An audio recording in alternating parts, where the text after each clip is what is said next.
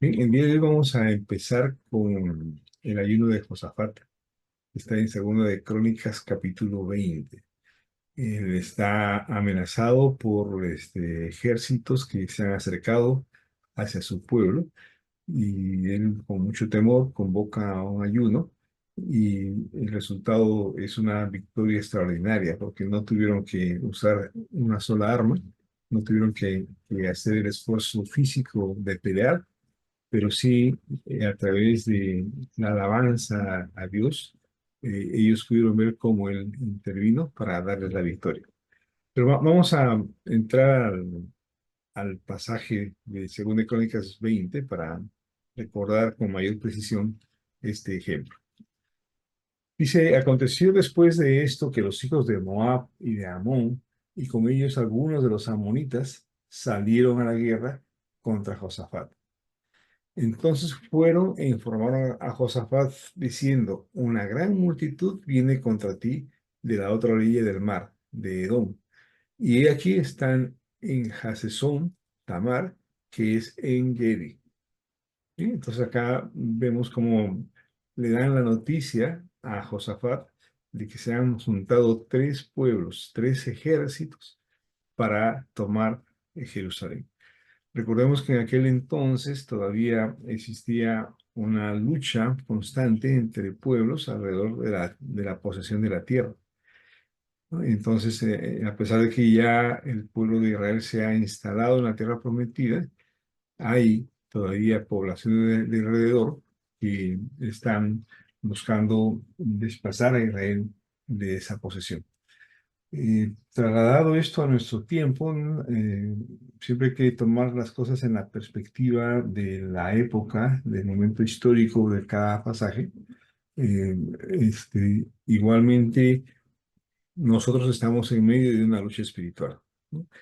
Eh, ya no es una lucha física, militar, aunque todavía hay ese tipo de conflictos, pero nos lleva a que entendamos también nosotros que ya en otros aspectos o en otras dimensiones estamos frente a una lucha espiritual, estamos confrontándonos constantemente en situaciones difíciles y por lo tanto necesitamos de la victoria. Bien, hecho ese paralelo entonces con el ejemplo de Josafat, prosigamos. Dice, Josafat tuvo temor, se propuso consultar al Señor e hizo pregonar ayuno en toda Judá. Se reunieron los de Judá para pedir socorro al Señor, y de todas las ciudades de Judá vinieron para buscar al Señor. Bien, este pasaje nos habla de una situación extraordinaria. Entonces, están frente a una amenaza extraordinaria y se requiere de una respuesta extraordinaria. Por eso que Josafat convoca a todo Judá a ayunar. Y hay una respuesta de Judá donde todos se reúnen para pedir socorro al Señor. Hemos siempre definido el tiempo de ayuno como un tiempo en el que expresamos nuestra valoración de su presencia, ¿no? El ayuno quiere decir que lo que más valoramos por encima de todas las cosas materiales es estar en la presencia de Él. Y la presencia de Él es la que nos trae victoria frente a los enemigos, la que nos trae salud frente a la enfermedad, la que nos trae respuestas a todos los problemas que le planteemos a Él en ese ayuno con propósito. Bien, entonces, estamos viendo esta figura en donde hay una convocatoria, repito, en donde todo el pueblo de Judá viene. Y eso nos da también una forma de valorar la importancia de cuerpo, de pueblo, de iglesia y de unidad, ¿no? Porque todos respondieron. De hecho, uno de los motivos de oración nuestra debe ser que todo el pueblo de Piedras Vivas comprenda lo importante que es buscarlo el día del ayuno y así como que participen en todas las actividades del Ministerio Vida, porque ese ministerio está diseñado justamente para que cultivemos una relación personal íntima con el Señor. Bien, entonces, la convocatoria es el primer paso frente a un problema, convocar a un ayuno. Luego vendría como siguiente paso un tiempo de oración, ¿no? Y dice el versículo 6: Oh Señor Dios de nuestros padres, ¿no eres tú Dios en los cielos, que gobiernas en todos los reinos de las naciones y que tienes en tu mano fuerza y poder, de modo que nadie te pueda resistir? ¿No fuiste tú, oh Dios nuestro, el que echaste a los habitantes de esta tierra de la presencia de tu pueblo Israel y la diste a la descendencia de tu amigo Abraham para siempre? Bien, estamos acá leyendo entonces la oración que hace Josafat, puesto de pie delante de su pueblo. Y nos está diciendo que el tiempo de ayuno también es un tiempo de oración, ¿no? Pero sin pretender que repitamos textualmente este ejemplo de oración, sí es muy importante conocer y afirmarnos en la fundamentación de nuestra oración. Entonces, acá estamos viendo cómo Josafat, a través de la oración, está trayendo a memoria todo lo que Dios ha hecho por ellos. Está recordando la importancia de Dios en el pueblo de Israel, el rol que él ha jugado en el pueblo de Israel. Es como hacer una especie de repaso de lo que tiene el pueblo en su mente. Podemos imaginarnos que lo que predomina en ese momento es una sensación de temor, de miedo. Tres ejércitos se han reunido, son sumamente poderosos, más poderosos que el ejército de Israel, y eso es lo que debe estar primando en el pensamiento de todos. El propio Josafat declara que tiene miedo y que por eso convoca el ayuno. ¿No? Entonces, la oración de Josafat no es otra cosa que recordar los hechos de Dios, lo que Dios ha hecho con su pueblo, para afirmarse en esa intervención, en ese propósito, en ese plan de Dios, y con ello superar el temor que tiene la amenaza de un ataque militar, ¿no? Entonces él está diciendo: ¿no eres tú Dios en los cielos, que gobiernas en todos los reinos de las naciones y que tienes en tu mano fuerza y poder, de modo que nadie te puede resistir? Con esas palabras, con esas preguntas, se está poniendo énfasis en quién es Dios, ¿no? Y el poder que él tiene, el gobierno que tiene sobre todas las naciones.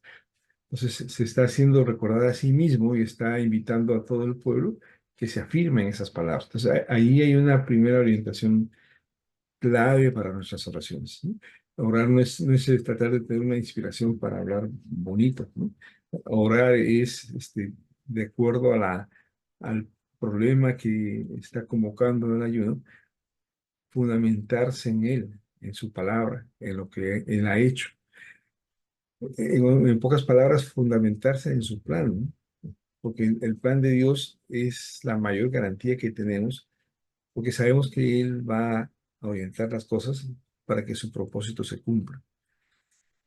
En el versículo 7 dice: ¿no fuiste tú, oh Dios nuestro, el que echaste a los habitantes de esta tierra de la presencia de tu pueblo Israel y la diste a la descendencia de tu amigo Abraham para siempre? Entonces, esta pregunta está claramente asociada con la amenaza, ¿no? Hay tres pueblos que fueron sacados de allí y que están tratando de volver a meterse. ¿Pero por qué fue eso? Porque Dios fue el que lo decidió así, porque esa tierra estaba separada y prometida para su pueblo por parte de Dios, ¿no? Entonces, repito nuevamente, el propósito de esta porción de oración es afirmarse en la palabra de Dios, afirmarse en el plan, en el propósito de Dios, afirmarse en lo que Él ya hizo en nuestras vidas.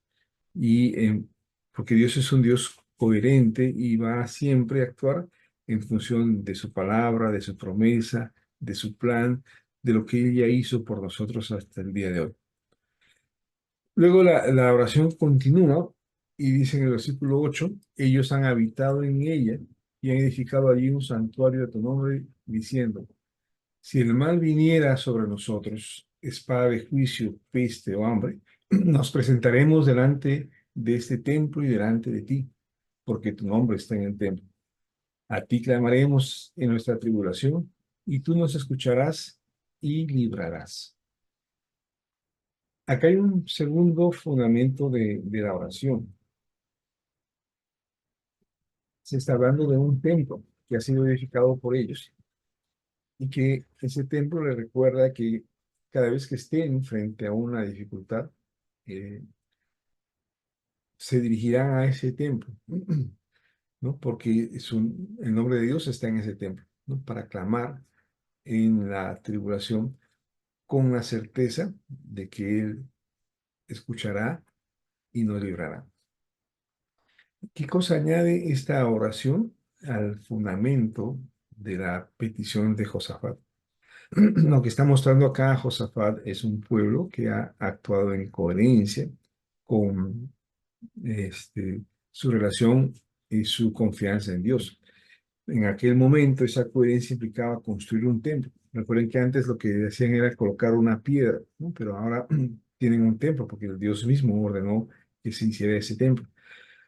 Porque ese templo viene a llamar la atención, a concentrar la atención del pueblo diciendo, dirígete a mí, dirígete a mí.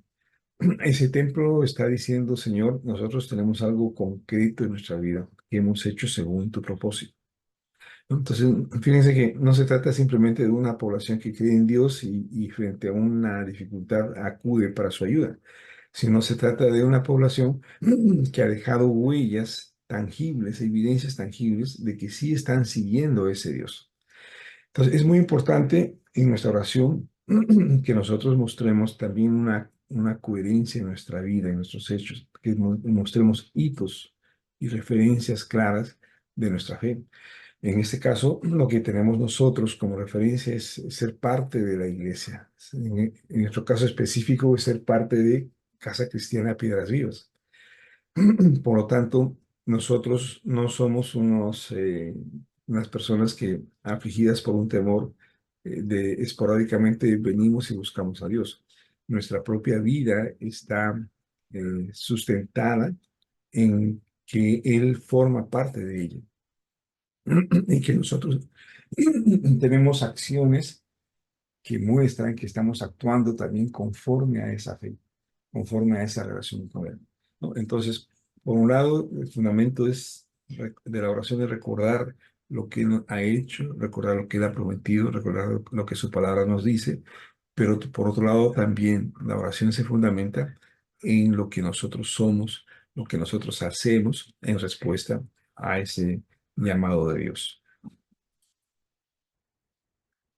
Luego, ya la tercera parte de la oración consiste en la exposición del problema, ¿no? Primero es fundamentar nuestra oración en Dios. Segundo, fundamentar nuestra oración en esa coherencia, esa vida coherente que hemos tenido en función de su palabra y sus principios. Y luego viene la petición. Ahora pues, he aquí los hijos de Amón, los de Moab y los de la región montañosa de Seir. Y entonces ya empiezan a describir el problema. Además hace un recuerdo histórico, es la tierra de los cuales no quisiste que Israel atravesara cuando venía de la tierra de Egipto, por lo que se apartaron de ellos y no los destruyeron. Es decir, en el camino de Egipto hacia la tierra prometida, ellos no pasaron por la zona montañosa donde habitaba Seir. Por lo tanto, no fueron atacados, no fueron destruidos, ¿no? Entonces, ahí hay una especie de trato diferenciado de Israel con respecto a Seir. Sin embargo, como dice en el versículo 12, he aquí ahora ellos nos pagan viniendo a expulsarnos de la heredad que tú nos has dado en posesión. Es decir, nosotros no los tocamos, nosotros no nos metimos con ellos. Sin embargo, ellos se han unido con Amón y con Moab y están buscando sacarnos, expulsarnos de la heredad que tú nos has dado en posesión. Oh Dios nuestro, no los juzgarás tú, porque nosotros no disponemos de fuerzas contra esta multitud tan grande que viene contra nosotros. No sabemos qué hacer, pero en ti ponemos nuestros ojos. Bien, entonces están exponiendo el problema y además están exponiendo su posición frente al problema. nosotros no disponemos de fuerzas contra esta multitud tan grande. Y nosotros sabemos que qué rol juegan las pruebas en nuestras vidas, ¿no? Porque esas pruebas fortalecen nuestra fe, aumentan nuestra paciencia, y es a través de esas pruebas que se va forjando el carácter que Dios quiere que tengamos para poder asumir la realización de los propósitos que Él tiene preparado para nosotros. Bien, entonces, esta es la tercera opción de la oración, que consiste en plantearle a Dios el problema. Entonces, fíjense, para resumir, el ejemplo que nos está dando Josafat a través de su oración es que la oración tiene que estar basada en la palabra, en las promesas, en los propósitos de Dios. Que nuestra oración va a tener más fuerza cuando nuestra vida es coherente con las enseñanzas y con los mandatos de Dios, y que no somos unas personas que esporádicamente buscan a Dios cuando están en un problema. Nuestra forma de vivir es uno de los sustentos muy importantes de nuestra oración. Y la tercera parte de la oración consiste en describir claramente el problema. Cuando uno va a hablar con Dios, eso lo hemos explicado en algún momento, uno tiene que prepararse para saber qué le va a decir a Dios, cómo va a sustentar su petición. Y eso es lo que vemos en el ejemplo de Josafat. Eso hace además que nuestra mente, nuestro corazón cambie, porque lo que vamos a buscar es abordar el problema desde la perspectiva de Dios, no desde nuestra perspectiva. Entonces, buscar esa sabiduría de Dios es la que produce en nosotros un cambio. La oración, debidamente fundamentada, contribuye a nuestro cambio. Luego viene la respuesta. Es también importante, siempre hemos dicho, orar es conversar con Dios. Ya Josafat ha hablado y ahora Dios se manifiesta. Y dice, oiga todo Judá y habitantes de Jerusalén, y tú, oh rey de Josafat. Así les ha dicho el Señor. No teman ni desmayen delante de esta multitud tan grande, porque la batalla no será suya, sino de Dios. Desciendan mañana contra ellos, y aquí que ellos subirán por la cuesta de Cis, y los encontrarán en el extremo del valle, frente al desierto de Jeruel. En esta ocasión, ustedes no tendrán que luchar. Deténganse, esténse quietos y vean la victoria que el Señor logrará para ustedes. Oh Judá y Jerusalén, no teman ni desmayen. Salgan mañana a su encuentro y el Señor estará con ustedes. Bien, el Señor está poniendo delante de Israel una experiencia especial. Eh, el enfrentamiento se pudo haber desenvuelto de diversas maneras, ¿no? Pero en este caso hay una forma a través de la cual Dios está actuando. Y elige Él esta forma porque quiere dejar una enseñanza al pueblo de Israel. Quiere dejarnos una enseñanza a nosotros. Quiere dejar la evidencia de que en este conflicto de ejércitos hay en realidad un conflicto espiritual, una lucha espiritual, y que Él está dándonos, asegurándonos esa victoria espiritual. ¿Sí? Evidentemente también hay que resaltar acá la disposición de, en este caso, de una persona que entiende el mensaje de Dios, ¿no? Dios habla a través de una persona y anuncia este mensaje, y yo diría, además de un mensaje de ánimo, es una instrucción, ¿no? Primero los alienta, dicen, no teman ni desmayen delante de esta multitud tan grande.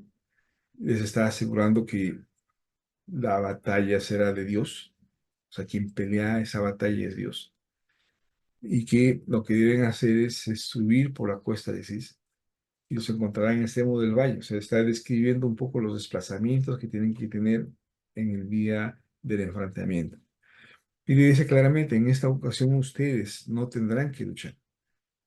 Deténganse, estén quietos y vean la victoria que el Señor logrará para ustedes, oh Judá. Entonces, esta porción del pasaje nos está diciendo que es muy importante que busquemos la respuesta de Dios, ¿no? Que cuando oramos, con la forma como nos ha dado el ejemplo Josafat, busquemos que el Señor nos responda, para que así podamos tener la certeza de lo que va a pasar y sobre todo lo que tenemos que hacer, porque lo que viene luego es el cumplimiento. Entonces, aquí está un poco el desafío de fe de Josafat y de Israel, ¿no? Porque les está proponiendo algo que va contra toda lógica. Ustedes pueden imaginarse que ellos, en la medida de sus recursos, están preparados para la batalla, están armados para la batalla, aún sabiendo que el ejército opositor es mucho más grande, ¿no? Porque la lógica es esa, vamos a una guerra y por lo tanto vamos a pelear, nosotros somos los que vamos a pelear. Pero Dios les está diciendo, deténganse, estén quietos y vean la victoria que el Señor logrará para ustedes. Entonces, repito acá, el ejemplo que nos está dando es el de buscar en ese tiempo de ayuno, de oración, buscar la respuesta de Él, recibir con claridad la respuesta que Él nos da frente al problema que estamos planteando. Esa es la clave, el objetivo clave de nuestro tiempo de oración en un día de ayuno. ¿Qué pasa luego entonces? Se levantaron muy de mañana y salieron hacia el desierto de Tecoa, y mientras ellos salían, Josafat se puso de pie y dijo: Óiganme, Judá y habitantes de Jerusalén, crean en el Señor su Dios y estarán seguros. Crean en sus profetas y serán prosperados. El día de la vivienda en familia, planteábamos algo que vamos a establecer como una especie de consenso en nosotros, ¿no? Y es la frase: creí, por tanto hablé, ¿no? Ellos han orado, el Señor les ha respondido, y ahora es clave cuál es la respuesta que se da a todo ello, ¿no?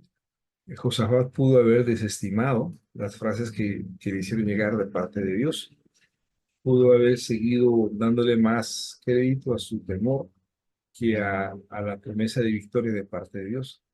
El pueblo mismo debe haber estado en la expectativa de saber qué hacer. Por lo tanto, era muy importante la confesión de fe. Lo que hemos creído tenemos que decirlo. Y le corresponde a Josafat como rey, como líder del pueblo, hacerlo, ¿no? Entonces se pone de pie delante de todos y dice: Óiganme, Judá y habitantes de Jerusalén, crean en el Señor, su Dios, y estarán seguros. Crean a sus profetas y serán prosperados. Bien, entonces, nuestra disposición, nuestra actitud para enfrentar el problema tiene que estar fundamentado en lo que Dios nos ha dicho, ¿no? La oración no es como comprarse la tinca, ¿no? O sea, voy a ver si el domingo en la noche me saco los 17 millones de soles de premio, ¿no? Y puede ser que sí o puede ser que no, ¿no? Nuestra oración, que está fundamentada y que ha recibido una respuesta de Dios, exige de parte nuestra una reacción y un comportamiento conforme a esa respuesta. Entonces, todo tiene una ilación, todo tiene un sentido, todo tiene un porqué. Nada es dejado al azar a ver si el Señor se amaneció con buen humor o está de mal humor. Nada de eso forma parte de nuestra relación con Dios, sino nuestra oración fundamentada, la respuesta de Él y nuestra respuesta en fe. ¿Qué pasó luego? Dicen, ellos van y aplican la estrategia, se preparan para pelear a su manera, es decir, a través de la alabanza, ¿no? Dice: después de consultar con el pueblo, designó a algunos de ellos para que cantaran al Señor y lo alabaran en la hermosura de la santidad, mientras iban delante del ejército diciendo: alaben al Señor, porque para siempre es su misericordia. Nuevamente, esta acción parece no tener lógica, ¿no? Cuando vamos a una guerra, estamos yendo a una guerra, estamos yendo a pelear, estamos viendo las estrategias, las armas, la correlación de fuerzas, etcétera. Pero el Señor nos manda a que actuemos con una lógica distinta. Y eso realza la importancia de la alabanza, ¿no? Eh, Hay siempre un afán nuestro de entenderlo todo y de querer controlarlo todo. Es decir, que los procesos sean visibles, entendibles por nosotros y que nosotros participemos de esos procesos. Pero cuando se trata de un proceso en el cual es el Señor el que tiene que intervenir, entonces lo único que nos queda es alabarlo. ¿Por qué? Porque no sabemos la forma en que Él va a intervenir. No sabemos cuáles serán los principios, las leyes que expresen su poder para resolver el problema. Por lo tanto, nosotros tenemos que simplemente alabar, alabar. Entonces, esa es otra actividad en la cual también pido que sea motivo de oración. Ojalá todo Piedras Vivas esté ayunando. Ojalá todo Piedras Vivas esté alabando al Señor. Y desde los que estamos participando en estas actividades, de los que estamos convencidos de la importancia de estas actividades, oremos, oremos por eso, soñemos con eso, de que el pueblo de Piedras Vivas esté totalmente involucrado en las actividades que permiten que el Señor actúe en nuestras vidas. Y bueno, acciones extraordinarias también dan lugar a resultados extraordinarios. Dice que cuando comenzaron el canto y la alabanza, el Señor puso emboscadas contra los hijos de Amón, los de Moab y los de la región montañosa de Seir, que habían venido contra Judá y fueron derrotados. Los hijos de Amón y de Moab se levantaron contra los de la región montañosa de Seir para destruirlos por completo y aniquilarlos. Cuando habían acabado con los de la región montañosa de Seir, cada cual contribuyó a la destrucción de su compañero. ¿No? Esto parece una cosa de locos, ¿no? Sin embargo, nosotros debemos entender o asumir que esos tres ejércitos no estaban tan unidos como deberían estar, que esos tres ejércitos arrastraban detrás de ellos también motivos de diferencias, de enemistades, de recelos, etcétera, ¿no? Entonces, es como que esos factores son exaltados en el corazón de cada uno de ellos y los impulsa a empezar a pelearse entre ellos, ¿no? Entonces, primero eh, Amón y Moab se las emprenden contra Seir y luego de haber acabado con Seir empiezan a pelearse entre ellos, ¿no? A punto que cada uno dice contribuyó a la destrucción de su compañero. Y nos quedamos entonces con esa acción sorprendente de parte de Dios, ¿no? Que nos está diciendo que Él pelea las batallas delante de nosotros, que Él va delante de nosotros y las batallas espirituales, es decir, aquellas batallas en las que se define la victoria, Él las está peleando. Le pongo el ejemplo de esta petición que tuvimos juntos respecto a la salud de Manuel, ¿no? Nosotros no sabíamos cómo debería transcurrir la operación. Ni siquiera sabíamos cuál era el estado del pulmón que había quedado luego de la primera operación. Y quizás ni el propio médico tenía las cosas muy claras, pero Dios sí las tenía claras. Dios sí estaba conduciendo ese propósito.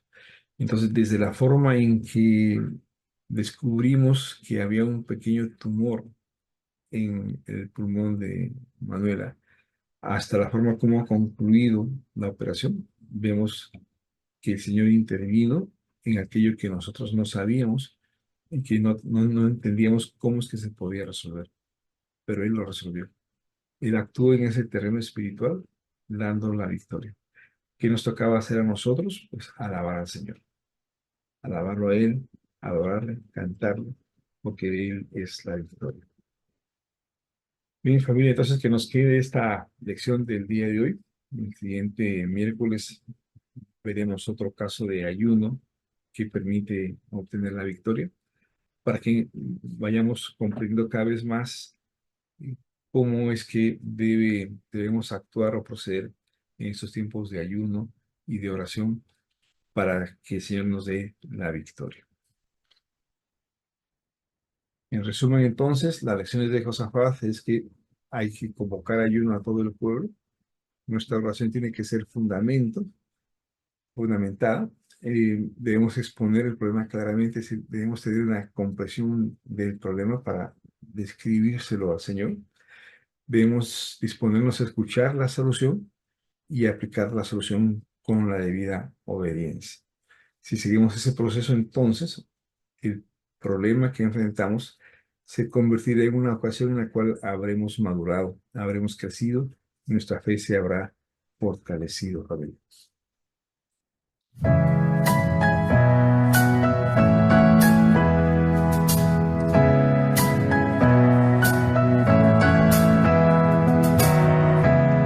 He buscado y tú me encontraste. Me he perdido y tú me salvaste. Cuando fuerzas me faltan, tú me levantas. Un nuevo día está por comenzar. Cada mañana te alabo otra vez, porque tu misericordia llena mi ser. A donde sea que vayas te seguiré. Oh alma mía, recuerda que Él es fiel. Él es fiel. Sí lo es.